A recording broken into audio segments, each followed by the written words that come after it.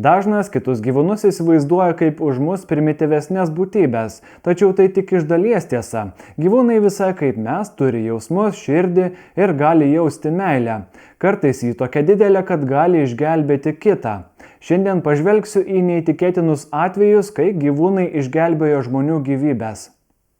Keturmetis savo kaiminystėje tiesiog pasispirdamas važinėjo dviratuku, kai staiga jį pastebėjęs gatvę šuo puolė iš pasalų ir pradėjo draskyti koją. Tai pamačiusi berniuko šeimos katė akimirksniu šoko šuniui į atlapus, kuris pabrukęs uodegą iškart pasišalino.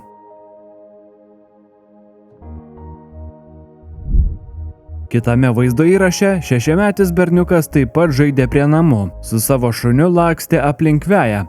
Tuomet lyg iš niekur pribėgo kaimynų šuo ir nežinia dėl ko bandė užpulti belakstantį berniuką.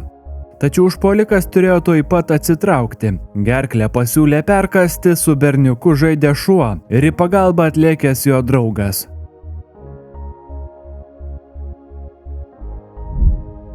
Prie šeimos trobelės atklydo išalkęs lokys. Neišsigandęs viduje jį nuvyti bandančių žmonių, jis toliau bandė užeiti. Tačiau jam kelią pastojo šeimos katė.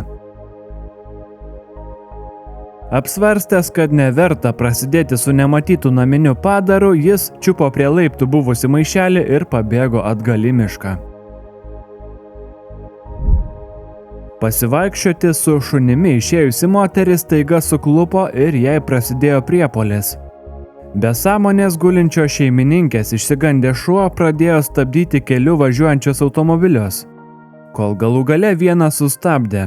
Išlipęs vyras moteriai iškvietė greitąją, sąmonę ji atgavo tik ligoninėje.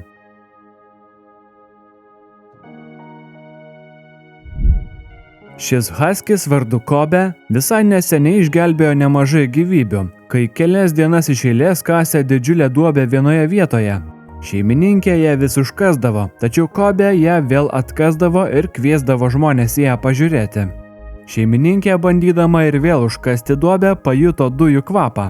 Tuomet pasiskolinusi dujų matuoklį rado didžiulį dujų nuotėkį. Atvykę dujotiekio darbininkai jį šalino kelias savaitės. Amerikoje dėl dujų nuotėkių namai sprogsta dažnai, neretai nusinešant žmonių gyvybės.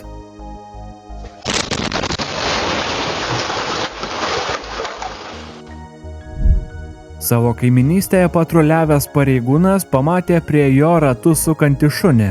Pabandžius jį sugauti, šunelis ėjo atgal ir lyg rodydamas kelią nuvedė prie savo namų, prie kurių gulėjo sukniubusi šunšeimininkė. Be sąmonės rastai ir sušalusiai moteriai buvo iškviesta greitoji. Iš pradžių buvo manyta, kad ji mirusi, tačiau moteris atsigavo ligoninėje ir viskas šio šuns dėka.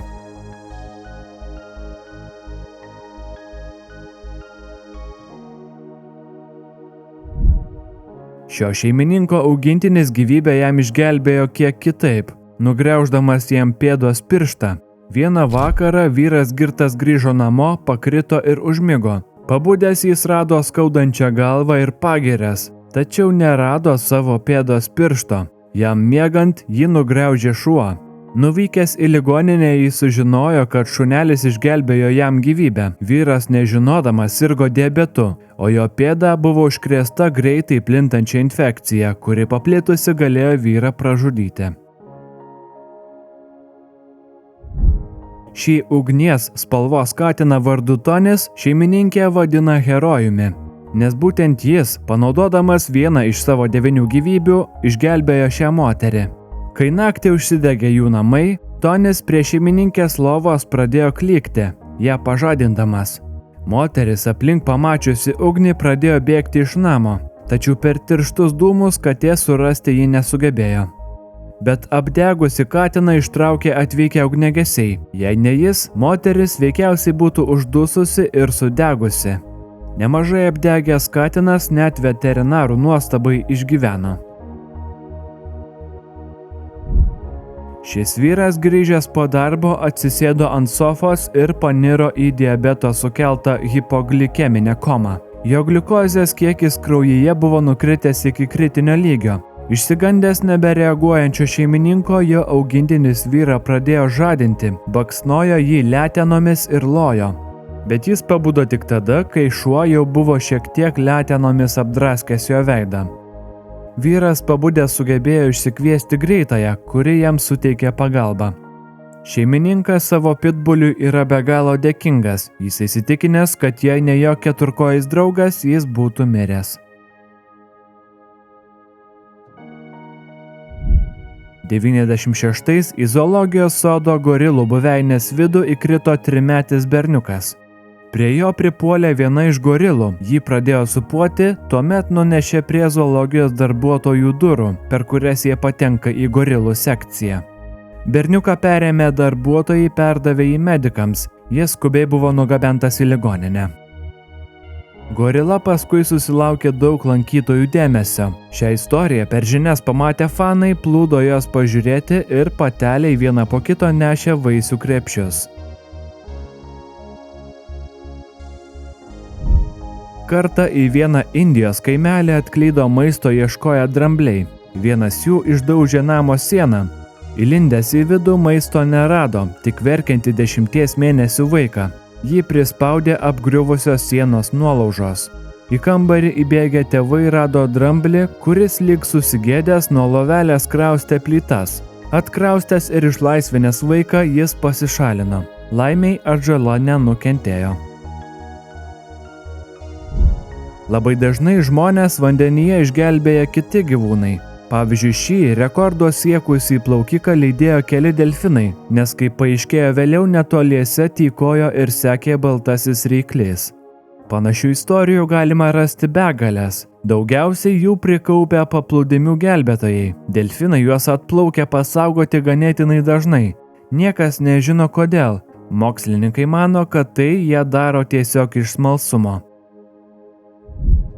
O šį vyrą, nušokusį nuo tilto, susirado jūrų liūtas.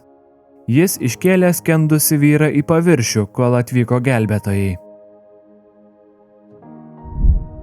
O šią nardžiusią moterį staiga pradėjo stumdyti priplaukęs banginis. Ją išstūmė atgal į paviršių prie pat laivo. Išlipusi, sutrikusi moteris pamatė, kad šalimai sukiojosi rykliai. Sakė, banginiai už savo gyvybę bus dėkinga visą gyvenimą. Šiame video šeimininkas pakvietė savo dobermaną nuo takelio nuvyti tykančią gyvatę, mat nenorėjo rizikuoti pro ją eiti. Šuo komandą suprato labai aiškiai.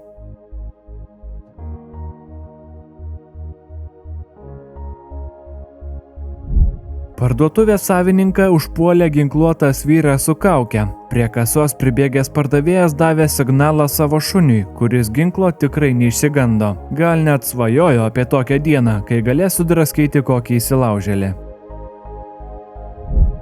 Panašių atvejų yra daug. Pavyzdžiui, šis administratorius taip pat buvo išgelbėtas savo augintinio, kai šis apsaugojo nuo taip pat įsibrovusio plėšiko. Judrioje Indijos gatvėje suklupęs ir sąmonę praradęs vyras buvo pažadintas ir nutemptas gatvės šunų. Keista, kad šunims jis rūpėjo labiau nei aplinkiniams žmonėms. Sunkvežimio vairuotoją užpuolė jo patikojas leopardas, tačiau plėšrūnas greitai pabruko uodegą, nes pamatė link jo į pagalbą vyrui atbėgančių šunų gaują. Zoologijos sode į prūdą įkritusi vyrą iš karto ėmėsi gelbėti ten vaikštinėję drambliai. Ilgai netrukus jie iškėlė vyrą į sausumą. Šiandien užteks. Dėkoju, kad žiūrėjote. Nepamirškite prenumeruoti mano kanalo ir paspausti mygtuko patinka. Iki kito karto.